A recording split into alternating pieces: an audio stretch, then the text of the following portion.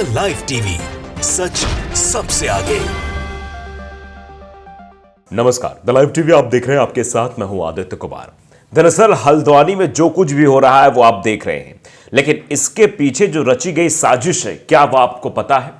किस तरीके से हिंदूवादी भीड़ ने बवाल बचाने की कोशिश की और उनके साथ कुछ पुलिस वाले भी सम्मिलित रहे। दरअसल हम आपको वीडियो दिखाना चाहते हैं। उस वीडियो को देखकर आप ये अंदाजा लगा सकते हैं किस तरीके से पुलिस वालों के हाथों में भी पत्थर दिखाई दे रहे थे, वो भी पत्थर चला रहे थे। आप देखिए, द मुस्लिम की तरफ से एक तस्वीर साझा की गई है सोशल मीडिया पर। इसमें साफ तौर पर देखा सकता है किस तरीके से जो है पत्थरबाजी हो रही है और बाकायदे हेलमेट के साथ पत्थरबाजी की जा रही थी। लोकेशन हल्द्वानी, उत्तराखंड।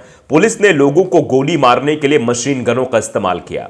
अहमद ने कहा, हिंदू भीड़ पुलिस में शामिल हो गई और एक मुस्लिम युवक को गोली मार दी, जिससे उसकी मौत हो गई। हिंदू भीड़ पुलिस में शामिल हो गई, यानी पुलिस वालों के साथ मिलकर उसने गोली चला दी और एक मुस्लिम भाई की मौत हो गई। आप बताइए जरा, किस तरीके से हल्द्वानी में विवाद की स्थिति उत्पन्न की गई और कैसे पूरे देश में मस्जिदों और मदरसों को निशाना बनाया जा रहा है, यह आप देख रहे हैं। कहा जाता है पहाड़ों के बारे में कि पहाड़ों के लोग बहुत सौम्य होते हैं, वहां विध्वंस की ज्यादा कहीं पर गुंजाइश नहीं होती, वो आपस में लड़ते नहीं, प्रेम के साथ रहते हैं। लेकिन जिस तरीके से जब से भारतीय जनता पार्टी की सरकार उत्तराखंड में बनी है, तब से इस तरीके की तस्वीरें वहां से भी निकलनी शुरू हो गई हैं। आप देख सकते हैं, द मुस्लिम ने एक और एक्स पर पोस्ट किया, लिखा है, हल्द्वानी उत्तराखंड, 6 मुसलमान शहीद हो गए, शूट के मारे मुस्लिमों के पुरुषों के नाम। जो सूट में मारे गए हैं, मतलब शूट कर दिया गया जिन्हें, जानी और उसका बेटा अनस, गफूर बस्ती, आरिफ 16 साल, गफूर बस्ती, फहीम गांधीनगर, इसरार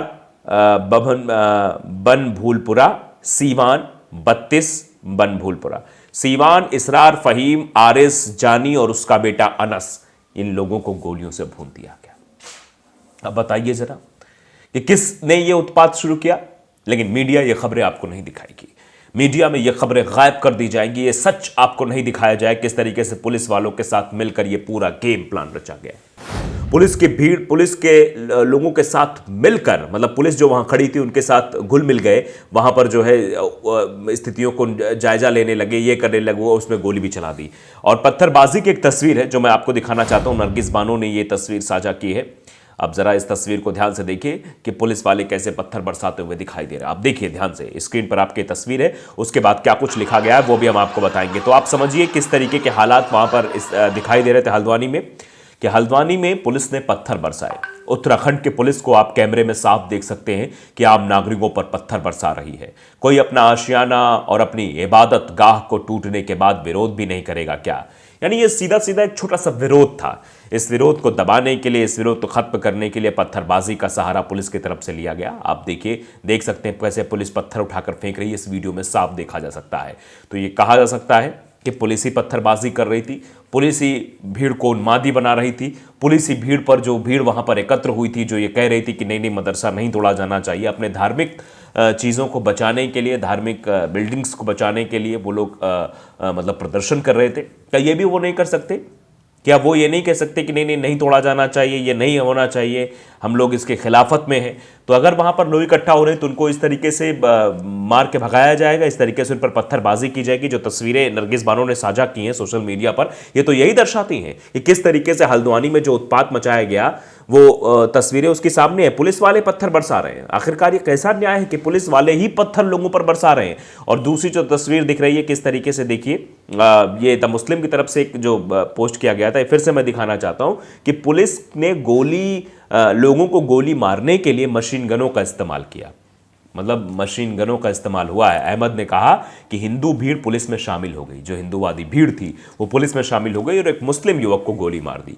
अब समझिए कितने मुस्लिमों की हत्या हुई है। 6 मुसलमान शहीद हो गए, जानी और उसका बेटा आरिस जिसकी 16 साल उम्र थी, फहीम, इसरार, सीवान जिसकी 32 साल उम्र थी, इन सबको मौत के घाट उतार दिया। क्या दोष था इनका? क्या अपराध था इनका? आप देखिए, सादाब लियाकत ने भी लिखा है कि एक ऐसे निजाम और संविधान को फरोग देना जो गुंडों और जालिमों के लूटमार और गारत गिरी से महफूज ना हो, इंसानी हुकूक पर जरब कारी करने के मानिंद है। यकीनन ऐसे लोग पूरे नौ इंसानी के दुश्मन हैं। जो लोग उत्पात मचा रहे थे, जो लोग गाड़ियों में आग लगा रहे थे, जो लोग पत्थरबाजी कर रहे थे, जो मुसलमानों के घरों को, उनके मस्जिदों को निशाना बना रहे थे, वो कैसे लोग हैं? क्या वो वाकई में चाहते हैं कि देश में इंसानियत जिंदा रहे? क्या वो चाहते हैं कि देश में प्रेम सौहार्द की बातें जिंदा रहे? आप तस्वीरों के माध्यम से इन चीज़ों को देख सकते हैं। उत्तराखंड के हल्द्वानी में हिंसा की खबरें आ रही हैं। कर्फ्यू के साथ कल सभी स्कूलों में छुट्टी का आदेश भी दे दिया गया है। सरकार द्वारा जारी शूट एट साइट के आदेश हिंसा करते हुए सनातनी वाले और इनकी भाषा को सुने। एक वो भी डाला गया किस तरीके की भाषा का इस्तेमाल कर रहे हैं, वो कैसे गालियों का इस्तेमाल कर रहे हैं वो हम आपको सुना नहीं सकते हैं, क्योंकि उसमें सीधे सीधे गालियां दी जा रही है। अब शब्दों का इस्तेमाल किया जा रहा है जो ये वीडियो ट्वीट किया गया है। तो आप समझ सकते हैं स्थितियां क्या हैं। इमरान प्रताप बड़ी ने भी इस पर अपनी प्रतिक्रिया जाहिर करते हुए बातें लिखी है कि आखिरकार क्या कुछ चीज़ें लिखा कि मणिपुर आज भी सुलग रहा है। मणिपुर के हालात आप देख रहे हैं क्या है, इसीलिए मणिपुर से भारत जोड़ो न्याय यात्रा शुरू की गई। महाराष्ट्र में लाइव गोलियां चली। महाराष्ट्र का मसला आपने देखा, महाराष्ट्र में किस तरीके से फेसबुक लाइव करते हुए व्यक्ति को गोली मार दी जाती है। थाने में गोली चल रही है। थाने में उत्तर प्रदेश में कैसे घटनाक्रम आता है कि थाने के अंदर गोली चला दी जा रही है। हल्द्वानी में कर्फ्यू लग गया है, लेकिन टीवी चैनलों के लिए भाजपा शासित राज्यों में कानून व्यवस्था की बदहाली कोई मुद्दा नहीं है। यह अपने आप में बड़ा सवाल है कि आखिरकार इतना सब कुछ हो रहा है, भारतीय जनता पार्टी शासित राज्यों में हो रहा है। उत्तर प्रदेश में थानों के अंदर गोली चल जा रही है। हर उत्तराखंड में आप देख रहे हैं हल्द्वानी में क्या कुछ हो रहा है, कैसे हालात वहां बनते चले जा रहे हैं। महाराष्ट्र में लाइव गोलियां चल रही। महाराष्ट्र में भी एनडीए की गवर्नमेंट है। मणिपुर आज भी सुलग रहा है। मणिपुर में भी डबल इंजन की सरकार है। वहां राज्य में भी सत्ता एनडीए की, मतलब बीजेपी की है। केंद्र में भी सत्ता आप जानते हैं बीजेपी की, हर जगह बीजेपी है, फिर भी मणिपुर जल रहा है।